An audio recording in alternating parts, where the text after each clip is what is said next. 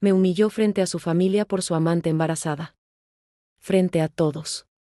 En nuestra mesa de aniversario. Con las velas encendidas, el pastel a medio cortar y su madre sentada justo enfrente de mí. Me miró a los ojos, y me dijo que ya no me quería. Que ella lo hacía sentir vivo. Que el bebé que crecía en su vientre era la razón por la que él no podía seguir fingiendo. Todos me miraban. Esperando que llorara. Esperando que me quebrara. Esperando que tragara ese veneno con una sonrisa, como siempre lo había hecho.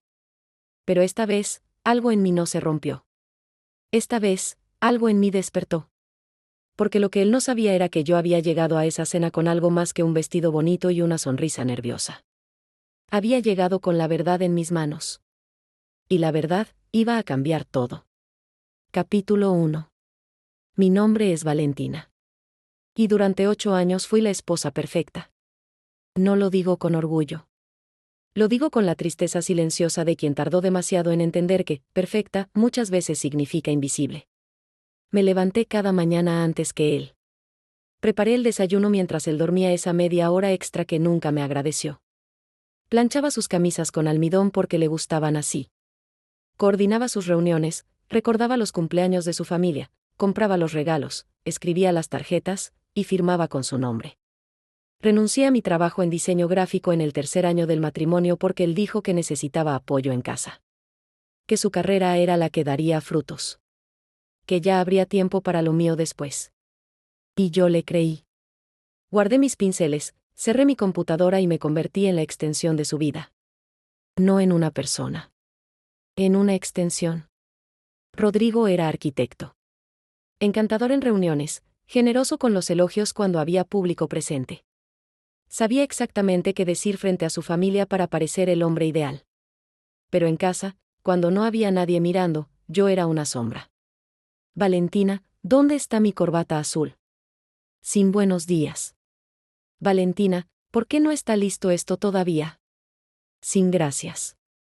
Valentina, no empieces con tus dramas hoy. Sin escucha. Sin presencia. Sin amor real. Me dije durante años que eso era el matrimonio maduro. Que el amor romántico se transforma. Me inventé 1000 excusas para no ver lo que tenía frente a los ojos. Pero el cuerpo sabe antes que la mente. Empecé a perder el apetito. Luego el sueño. Luego las ganas de arreglarme. Me fui apagando tan despacio que ni yo misma lo noté hasta que un día me miré al espejo y no reconocí a la mujer que me devolvía la mirada. Los ojos estaban vacíos. No tristes. Vacíos. Y eso es peor. Porque la tristeza duele, pero te hace saber que aún sientes. El vacío es cuando ya te acostumbraste tanto al dolor que dejó de doler. Cuando normalizaste tanto la invisibilidad que ya no recuerdas cómo se sentía ser vista. Mi mejor amiga Daniela me lo dijo una vez, con esa honestidad brutal que solo puede permitirse una amiga de 20 años. Val, tú no vives con él. Tú le sirves. Hay una diferencia enorme.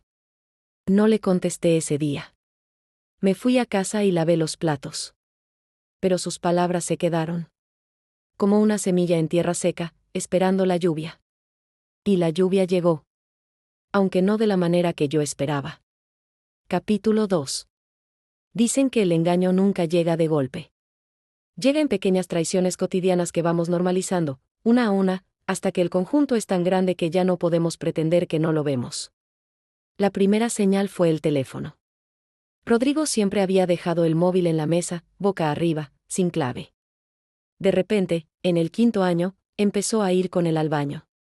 Empezó a silenciarse de noche. Tenía clave, una que yo nunca conocí. Cuando pregunté, me dijo que era por privacidad de trabajo. Le creí. La segunda señal fue el perfume. Rodrigo usaba siempre el mismo. Uno que yo le regalé el primer año. Un día llegó oliendo a otro. Algo más dulce, más femenino. Me dije que quizás había estado cerca de alguna clienta. Me dije que yo estaba paranoica. No estaba paranoica. La tercera señal fueron las horas extras. Las horas extras de Rodrigo empezaron a ser cada vez más frecuentes, más largas, y curiosamente siempre los viernes. Llegaba a las 11, a veces a medianoche. Cansado, distante, con esa mirada de quien viene de otro mundo. Yo calentaba su cena en silencio. La cuarta señal fue la distancia física. No me tocaba. Dormíamos en la misma cama como dos extraños que comparten un tren nocturno. Yo en mi orilla. Él en la suya. Cuando intenté acercarme una noche, me dijo que estaba cansado. La siguiente noche, igual. Durante semanas, igual. Empecé a pensar que el problema era yo. Me compré ropa nueva. Cambié el perfume. Hice dieta. Nada funcionó. Porque el problema no era yo. El problema tenía nombre. Y ese nombre lo descubrí por accidente, un martes por la tarde, cuando abrí la cartera de Rodrigo buscando un recibo. No encontré el recibo. Encontré una tarjeta de presentación doblada. Isabela Montoya. Diseñadora de interiores. Con un corazón dibujado a mano en la esquina. Y en la parte de atrás, en letra pequeña, un número de teléfono y 3 palabras. Gracias por ayer. Me quedé paralizada en el pasillo. Con la tarjeta en la mano. Con el mundo girando a mi alrededor. Guardé la tarjeta donde la encontré. Cerré la cartera. Fui a la cocina. E hice la cena como si nada. Esa noche no dormí. Y tomé una decisión. No iba a explotar. Iba a observar. Iba a saber exactamente con qué me enfrentaba antes de moverme. Era la primera decisión inteligente que tomé en años. Capítulo 3. Permíteme contarte 2 versiones de la misma noche. Primero, la que viví antes de renacer. Era nuestro 8º aniversario. Rodrigo había elegido un restaurante elegante en el centro. Había reservado para 12 personas porque quiso que fuera una celebración familiar. Su madre, sus 2 hermanos, sus cuñadas, sus sobrinos. Yo llegué con un vestido rojo que había elegido con cuidado. Quería que esta noche fuera un nuevo comienzo. Pero Rodrigo llegó 20 minutos tarde. Y llegó con una mujer. Alta. Joven. Cabello oscuro. Con un vientre redondeado de unos 5 meses de embarazo. Rodrigo se sentó a la cabecera. Puso a Isabela a su derecha. A mí me dejó el extremo. Y entonces, con voz calmada, levantó su copa y dijo: Valentina y yo llevamos tiempo en un matrimonio que ya no funciona para ninguno de los dos. Yo he encontrado algo real con Isabela. Ella está esperando a mi hijo. Y quiero que mi familia lo sepa. Silencio. Todas las cabezas se giraron hacia mí. Esperando. Y en esa versión de la noche, la versión anterior, me quebré. Las lágrimas vinieron solas. Me levanté con las piernas temblando y salí del restaurante con la vista nublada y el corazón hecho añicos. Lloré en el taxi. Lloré esa noche entera. Lloré durante semanas. Firmé los papeles del divorcio sin chistar. Le dejé el apartamento. Me fui con 2 maletas y una caja de cartón. Tardé 3 años en reconstruirme. Esa fue la primera versión. Pero esta historia es la segunda. Capítulo 4. Abrí los ojos. Era la mañana del aniversario. Y supe, con una claridad que nunca antes había sentido, que algo había cambiado. Era como si mi mente hubiera procesado todo durante el sueño y hubiera despertado con un mapa. Con un plan. Con una certeza fría y brillante. Esta noche no iba a llorar.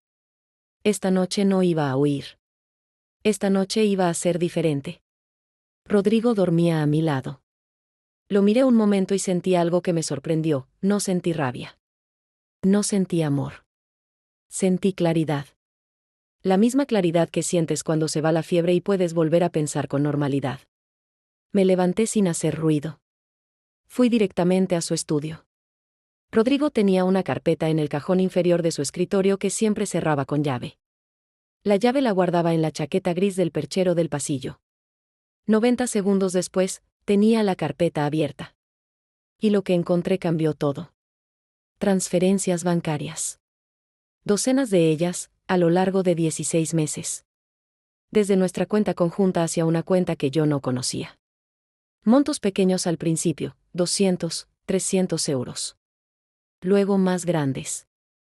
el total superaba los 48.000 euros. 48.000 euros. De nuestra cuenta. Tomé fotos de cada página con mi teléfono. Una por una. Con la mano firme y el pulso tranquilo. Luego fui a su computadora. La contraseña la sabía desde hace años, nunca la había cambiado. Entré y busqué el historial de correo. Encontré una carpeta etiquetada como Proyectos 2023. Dentro no había planos de arquitectura. Había 147 correos de Isabela Montoya. Los leí rápido, tomando capturas de los más relevantes. En uno, ella le decía que el bebé tenía 12 semanas. En otro, él prometía que, para el verano todo estaría resuelto. Y en uno del mes anterior, ella le preguntaba cuándo le diría a su mujer. Y él respondía, en el aniversario.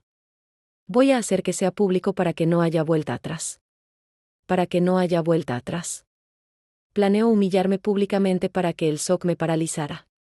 Para que firmara lo que él necesitaba antes de que yo entendiera lo que había pasado con nuestro dinero. Guardé todo en una carpeta, subí respaldo a la nube y mandé copia a mi correo y al de Daniela. Luego llamé a un abogado. A las 8:30 de la mañana del día de nuestro aniversario, estaba sentada en la oficina del abogado Martínez con todas las pruebas en mano. Me escuchó durante 40 minutos. Al final asintió y dijo: Señora Valentina, con esto que usted tiene, su marido no va a poder llevarse nada sin consecuencias legales serias. ¿Está segura de cómo quiere proceder esta noche? Le dije que sí. Le expliqué exactamente lo que iba a hacer. Me miró con algo que tardé un segundo en identificar. Era admiración. Capítulo 5. Salí del despacho con 3 cosas: una carpeta sellada con copias certificadas de todas las pruebas, el número directo del asistente del abogado, y algo que no había sentido en años. Control. Me sentí dueña de mi propio destino por primera vez en mucho tiempo. Llamé a Daniela desde el coche y le conté todo. Las transferencias, los correos, el plan de Rodrigo, la cena de esta noche. Daniela escuchó en silencio, y cuando terminé, hubo una pausa. ¿Quieres que vaya contigo?, me preguntó. No. Quiero que estés al teléfono. Quiero que sepas exactamente lo que va a pasar. Valentina, dijo mi nombre despacio, ¿sabes lo que me alegra más de todo esto? ¿Qué? Que suenas como tú misma. Como la Valentina de antes. La que no tenía miedo. Colgué el teléfono y me permití un momento. Solo un momento. Para sentir todo lo que había estado guardando. El dolor. La traición. La rabia. Los años perdidos. Las noches llorando sola mientras él dormía tranquilo. Y luego lo guardé todo de nuevo. Porque esta noche necesitaba tener la mente despejada. Fui a la peluquería. Elegí un vestido negro, entallado, con una espalda que sugería fuerza más que fragilidad. Me puse los zapatos de tacón más cómodos que tenía. Me miré en el espejo antes de salir. Y por primera vez en muchos años, la mujer que me miró de vuelta tenía ojos vivos. Presentes. Listos. Vamos, me dije a mí misma. Capítulo 6. Llegué al restaurante puntual. Rodrigo aún no estaba. La familia ya estaba acomodada en la mesa grande del fondo. Su madre, la señora Amparo, sus hermanos Carlos y Mauricio con sus esposas, los sobrinos mayores Tomás y Elena. Me senté. Pedí agua con gas. Esperé. A los 20 minutos llegó Rodrigo. Con Isabela. Vi el momento exacto en que él me buscó con los ojos al entrar, esperando encontrar a la Valentina de antes, nerviosa, confundida, con los ojos brillantes. Lo que encontró fue una mujer sentada con la espalda recta, la copa en la mano y una sonrisa serena en los labios. Algo en su expresión titubeó. Solo un segundo. Luego recuperó la compostura. Se sentaron. Isabela a su derecha. A mí me había asignado el extremo de la mesa. Pero yo me había movido 2 sillas, para quedar directamente en el campo visual de la señora Amparo. Rodrigo miró mi lugar vacío. Luego me buscó. Arrugó la frente. Yo alcé mi copa hacia él con una sonrisa. Conversé. Hablé con Carlos de su trabajo. Pregunté a Tomás por la universidad. Hice un cumplido a la cuñada Pilar por su nuevo corte de cabello. Estaba presente, cálida, completamente dueña de mis acciones. Y podía sentir los ojos de Rodrigo sobre mí todo el tiempo. Confundido. Después del primer plato, Rodrigo se puso de pie. Antes de que traigan el siguiente plato, quisiera decir algo importante. Todos lo miraron. Yo lo miré. Con los ojos tranquilos y una sonrisa casi imperceptible. El mismo discurso que yo ya conocía porque lo había leído en sus correos. Lo del matrimonio que no funcionaba. Lo de haber encontrado algo real. Lo del bebé. El silencio que siguió era denso. Expectante. Todas las cabezas se giraron hacia mí. Esperando el llanto. Esperando el quiebre. Los dejé esperar. 5 segundos. 10. Y entonces me puse de pie. Capítulo 7. Gracias, Rodrigo, dije. Mi voz era calma. No fría, no cortante. Calma. El tipo de calma que no se finge. Gracias por elegir esta noche y este lugar para decir lo que llevas tiempo queriendo decir. En realidad, me facilitaste las cosas. Rodrigo me miró. Algo en sus ojos empezó a cambiar. Familia, los quiero a todos. Genuinamente. Y por eso merecen la verdad completa, no solo la versión que Rodrigo eligió compartir. Saqué mi teléfono. Durante los últimos meses, mientras yo mantenía este hogar, Rodrigo estuvo haciendo transferencias desde nuestra cuenta conjunta. 48.000 euros a lo largo de 16 meses. Hacia una cuenta que yo no conocía. Puse el teléfono en el centro de la mesa con la pantalla hacia arriba. Carlos la miró. Mauricio se inclinó. La señora Amparo se quedó inmóvil. Rodrigo, dijo la señora Amparo con una voz que yo nunca le había escuchado. Baja. Peligrosa. ¿Qué es eso? Es una cuenta mía, dijo Rodrigo rápidamente. Para el proyecto nuevo, necesitaba una cuenta separada para. La cuenta está registrada a nombre de una empresa, dije tranquilamente. Una empresa constituida hace 17 meses. ¿Cuándo fue que decidiste abrirla, Rodrigo? ¿Antes o después de que Isabela te dijera que estaba embarazada? Rodrigo palideció. Isabela no levantaba la vista del mantel. Además, tengo los correos electrónicos. 147 correos de los últimos 2 años, donde queda claro. Con fechas y horas, cuando comenzó esta relación. Y más importante, el correo en que tú mismo escribiste que ibas a hacer el anuncio en el aniversario, en público, para que yo no tuviera tiempo de reaccionar ni de consultar a un abogado. El silencio que siguió fue diferente. No era el silencio de la expectativa. Era el silencio del shock. Para tu información, ya consulté al abogado. Esta mañana. Y las pruebas ya están certificadas y depositadas en su despacho. Carlos miró a su hermano. Rodrigo, ¿es verdad lo que está diciendo? Rodrigo abrió la boca. La cerró. Mauricio puso los cubiertos sobre la mesa con un sonido seco y deliberado. 48.000 euros, Rodrigo. De la cuenta que era de los dos. Yo iba a... ¿Ibas a qué?, preguntó la señora Amparo. Y esa pregunta, con esa voz, rompió algo en el aire de esa mesa. Capítulo 8. Lo que sucedió en los siguientes 30 minutos me sorprendió en su intensidad. La señora Amparo habló primero. Valentina, ¿desde cuándo lo sabías? Desde esta mañana lo supe con certeza, dije. Las señales llevaban tiempo ahí. Elegí no verlas demasiado tiempo. Ese fue mi error, y lo asumo. Rodrigo, dijo la señora sin mirar a su hijo, ¿tienes algo que decir que sea verdad? Rodrigo trató de explicar las transferencias como inversiones previstas, como algo que iba a resolver. Trató de presentar a Isabela como algo inevitable, como si el amor fuera excusa suficiente para el robo financiero. Carlos lo interrumpió. El amor no te da derecho a robarle a tu esposa, Rodrigo. Rodrigo se molestó. No le robé, es dinero del matrimonio. Es dinero del matrimonio, repitió Mauricio, que sacaste sin su conocimiento o consentimiento. Eso tiene un nombre, hermano. Y no es bonito. Isabela dijo entonces algo que nadie esperaba. Yo no sabía que el dinero era de la cuenta de los dos. Me dijo que eran ahorros suyos, que los había separado antes de casarse. Rodrigo la miró con una expresión que reveló más de lo que pretendía. Rodrigo, dijo su madre, mirándolo directamente, ¿le mentiste también a ella? El silencio de Rodrigo fue su respuesta. Pilar, la cuñada de Carlos, se limpió la boca con la servilleta, la dejó sobre la mesa y dijo en voz baja: ¡Qué asco! No era un insulto dramático. Era un veredicto. Elena, la sobrina de 20 años, me miró y dijo: Tía Val, ¿estás bien? Y esa pregunta, tan simple, tan genuina, fue lo único que estuvo a punto de hacerme llorar esa noche. Estoy bien. Estoy mejor de lo que he estado en mucho tiempo. Carlos se ofreció a acompañarme a casa. Mauricio dijo que hablaría con un abogado de familia para asegurarse de que el proceso fuera correcto. La señora Amparo se levantó, se acercó a mí, me tomó las manos entre las suyas y me dijo al oído: Lo siento. Debí haber visto más.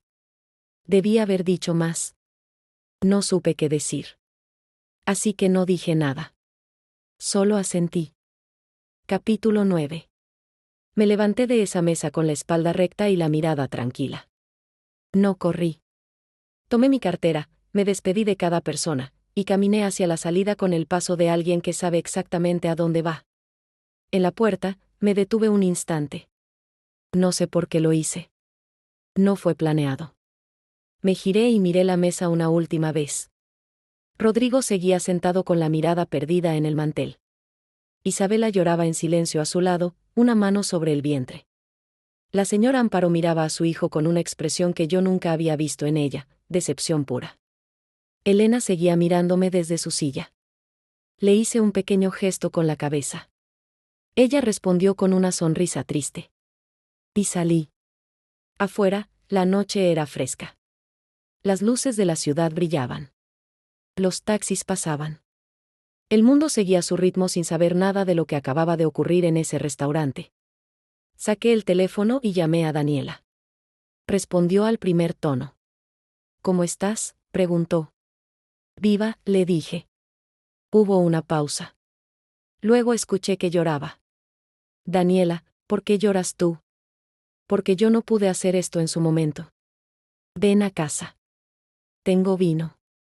Voy para allá, dije. Paré un taxi. Me senté en el asiento trasero. Y mientras las calles de la ciudad pasaban fuera de la ventana, me permití respirar. No era alivio exactamente. Era algo más profundo que eso. Era el comienzo. Capítulo 10. Nadie me dijo que la vida después de una traición pública, incluso cuando la manejas con dignidad, es sencilla. No lo es. El abogado Martínez presentó los documentos al día siguiente. Rodrigo intentó negar que las transferencias fueran ilegales, argumentando que como dinero conyugal, él tenía derecho a manejarlo. Su abogado tardó exactamente 4 días en llamar al abogado Martínez para iniciar conversaciones de acuerdo. Me correspondía la mitad de todo lo construido en 8 años. Más lo sustraído de la cuenta conjunta, que tendría que ser reintegrado. El apartamento sería vendido y dividido. Fue un proceso de 4 meses. Me quedé en casa de Daniela las primeras semanas. Sus conversaciones hasta la madrugada, su honestidad sin filtros, su forma de hacerme reír cuando yo menos lo esperaba, fueron parte esencial de mi recuperación. No fue lineal. Hubo días en que me levanté con energía, con planes, con la sensación de que estaba construyendo algo nuevo. Y hubo días en que simplemente no pude. Días en que el peso de todo se sentía demasiado. No solo la traición de Rodrigo, sino la traición de mí misma. Porque parte del duelo era reconocer cuántos años había estado perdida. Eso duele de una manera distinta. Más profunda. Pero también más honesta. Un domingo por la tarde, sin pensarlo mucho, saqué de una caja los materiales de diseño que había empaquetado hacía 5 años. Me senté. Y dibujé durante 3 horas sin parar. Al final, Daniela se asomó a la cocina y se quedó en el marco de la puerta mirando lo que había sobre la mesa. Val. Eso es precioso. No lo era, técnicamente. Era un caos de colores y formas sin coherencia definida. Pero era mío. Completamente mío. Y eso lo hacía lo más valioso que había producido en años. Capítulo 11. A las 6 semanas de la cena, Rodrigo me llamó por primera vez. No lo atendí. Me mandó un mensaje: Valentina, necesito hablar contigo. Por favor. No respondí. A las 8 semanas me llamó 3 días seguidos. Los mensajes fueron cambiando de tono. Val, sé que no tengo derecho a pedirte nada. Pero necesito que sepas que lo que hice estuvo mal. Completamente mal. Valentina, me di cuenta de lo que perdí esa noche en el restaurante. Cuando te vi salir así, con esa calma, entendí algo que debía haber entendido hace años. Sé que no me mereces. Pero, ¿podemos hablar? Le respondí una sola vez. Un mensaje corto. Rodrigo, el único canal de comunicación entre nosotros de ahora en adelante es a través de nuestros abogados. Cuídate. Y bloqueé su número. 3 semanas después, Carlos me llamó. Valentina, en esta familia hay personas que te quieren y que están avergonzadas de lo que ocurrió. Si alguna vez necesitas algo, estamos. Le agradecí. ¿Cómo está la señora Amparo?, pregunté. Hubo una pausa. Decepcionada. No ha hablado con Rodrigo en 3 semanas. Carlos me contó también que Isabela se había instalado en un apartamento propio. Que seguía en contacto con Rodrigo por el tema del bebé, pero que había dejado en claro que no tenía intención de tener una relación con alguien que le había mentido sobre el origen del dinero. El bebé sigue adelante, dijo Carlos. Rodrigo tendrá responsabilidades paternas. Eso es lo correcto. Carlos, gracias por llamar. Valentina, gracias por tener la dignidad que mi hermano no tuvo. Colgamos. Me quedé un momento con el teléfono en la mano. Y por primera vez desde aquella noche, sentí que podía dejar ir el peso de esa familia. No con amargura. Con algo más cercano a la gratitud. Capítulo 12. La resolución legal llegó en el 4.º mes. Firmé los últimos documentos un martes por la tarde. Salí del despacho al sol de octubre. Me detuve en la acera. Respiré el aire. Y decidí que iba a irme de viaje. No un viaje de huida. Un viaje de reencuentro. Siempre había querido ir a Lisboa. Rodrigo nunca quiso porque decía que prefería destinos más sofisticados. Así que yo nunca fui. Compré el billete esa misma tarde. Daniela me acompañó los primeros 4 días. Caminamos por Alfama hasta que los pies nos ardieron. Comimos pastel de nata en cada esquina. Nos sentamos frente al Tajo a ver cómo cambiaba la luz mientras hablábamos de todo y de nada. Cuando Daniela se fue, me quedé sola. Y descubrí que la soledad, cuando es elegida, es completamente distinta a la soledad que había sentido en mi matrimonio. La soledad elegida tiene textura. Tiene ritmo. Te deja espacio para escucharte. Me levanté cada mañana sin alarma. Desayuné con calma. Visité galerías de arte. Compré colores en una tienda pequeña del barrio alto. Empecé a bocetear ideas para un proyecto de diseño que llevaba años dando vueltas en mi cabeza. Una noche, en un restaurante pequeño cerca de Príncipe Real, el camarero me preguntó si esperaba a alguien. No. Estoy sola. Me sonrió. La mesa es suya. Y esa frase tan simple me produjo una emoción desproporcionada. Sí. La mesa era mía. El viaje era mío. La vida era mía. Completamente, irrevocablemente mía. Capítulo 13. De vuelta de Portugal, con una carpeta llena de bocetos y la cabeza llena de ideas, tomé una decisión que llevaba años pospuesta. Iba a reabrir mi estudio de diseño. No como empleada. Como fundadora. Usé parte de la liquidación del divorcio para alquilar un pequeño espacio en un barrio que me gustaba, lleno de estudios creativos y cafeterías con luz natural. Lo decoré yo misma. Cada detalle elegido con intención. Paredes en blanco cálido. Una mesa de trabajo grande. Una pared de corcho para referencias e inspiración. Plantas, muchas plantas. Lo llamé Valen Studio. Simple. Sin apellidos de nadie más. Los primeros clientes llegaron por recomendación de Daniela. Luego llegaron solos. Pequeñas empresas que querían identidad visual. Emprendedoras con proyectos que necesitaban encontrar su lenguaje gráfico.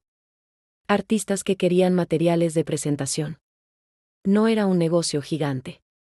Pero era honesto. Era mío. Y crecía. Trabajé con una energía que no recordaba haber sentido en años. Me levantaba temprano no porque tuviera que hacerlo, sino porque quería. Y entre las personas nuevas que fui conociendo, en un evento de networking creativo al que asistí casi por accidente, conocí a alguien. Su nombre era Andrés. Capítulo 14. No fue un flechazo de película. Fue algo más interesante que eso. Andrés era fotógrafo. Trabajaba en documentales culturales. Era callado en el modo en que son callados las personas que observan mucho antes de hablar. Tenía ojos atentos y una forma de escuchar que yo, después de años con alguien que nunca escuchaba, encontré inmediatamente notable. Nos pusieron en el mismo grupo de presentación. Cuando me tocó hablar de Valen Studio, lo hice con energía genuina. Y al terminar, Andrés fue el único que hizo una pregunta que iba más allá de lo superficial. ¿Qué fue lo más difícil de empezar? Me detuve. Era una buena pregunta. Creerme que podía, dije. Asintió. Como si lo entendiera de primera mano. Nos volvimos a cruzar 3 semanas después en una exposición en una galería pequeña. Llegamos los dos solos. Al vernos, los dos nos reímos al mismo tiempo. El mundo es pequeño, dijo. O el barrio, respondí. Volvimos a hablar durante horas. Esta vez sí nos dimos los números. No fue precipitado. No fue intenso. Fue despacio, con calma, con esa sensación de que había espacio para respirar. Empezamos a colaborar en un proyecto, yo con el diseño gráfico, él con la fotografía. Trabajar juntos fue revelador. Andrés era meticuloso pero no rígido. Tenía opiniones claras pero escuchaba las mías con genuino interés. Cuando no estaba de acuerdo en algo, lo decía directo pero sin drama. Y cuando yo tomaba decisiones de diseño que él no habría tomado, confiaba en mi criterio. Confianza. Algo tan pequeño. Algo tan enorme. Un sábado por la tarde, mientras ordenábamos los materiales, me preguntó: ¿cómo aprendiste a confiar en ti misma tan completamente? Me quedé en silencio un momento. Tuve que perderme bastante para encontrarme, dije honestamente. Me miró. Vale la pena la búsqueda, dijo. Y en ese momento, simple, sin declaración grandilocuente, supe que esta persona era diferente.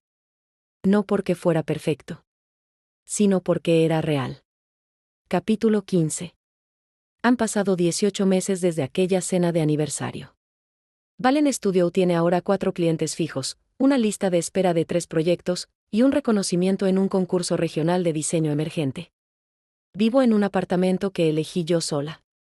Pequeño pero lleno de luz. Con una planta en cada ventana. Mis paredes son de un verde salvia tranquilo en el estudio y de un terracota suave en el salón. Me despiertan feliz cada mañana. Daniela y yo nos vemos casi cada semana. Hay personas en tu vida que revelan su calibre en los momentos difíciles. Daniela es de ese tipo. Andrés y yo llevamos 8 meses construyendo algo que no tengo prisa por etiquetar, pero que se siente honesto, tranquilo y lleno de posibilidades. Hemos viajado juntos 2 veces. La segunda vez fui yo quien propuso el destino. Lisboa. Volvió a ser mía. Pero esta vez la compartí con alguien que supo ver lo que veía yo. De Rodrigo sé poco. Carlos me mencionó que el bebé nació sano y que Rodrigo está cumpliendo con sus obligaciones paternas. No pregunté más. No necesitaba saber más. Hay una cosa que aprendí en todo este proceso. La humillación pública solo tiene el poder que tú le das. Rodrigo creyó que al exponerme frente a su familia me dejaba sin suelo bajo los pies. Creyó que el shock sería mi parálisis. Se equivocó. Y se equivocó porque yo ya no era esa mujer. No sé exactamente cuándo dejé de serlo. Quizás fue en el momento en que abrí aquella carpeta a las 7 de la mañana. Quizás fue antes, en algún momento en que algo dentro de mí decidió en silencio que ya era suficiente. Lo que sí sé es esto. No huí de esa cena. Caminé. Con la espalda recta. Con la verdad en mis manos. Con mis años, mis sueños, mi valor y mi nombre completamente intactos. Y eso, nadie me lo puede quitar. Valentina no buscó venganza. Buscó verdad. Y la verdad la liberó. No te deseo que no te duela.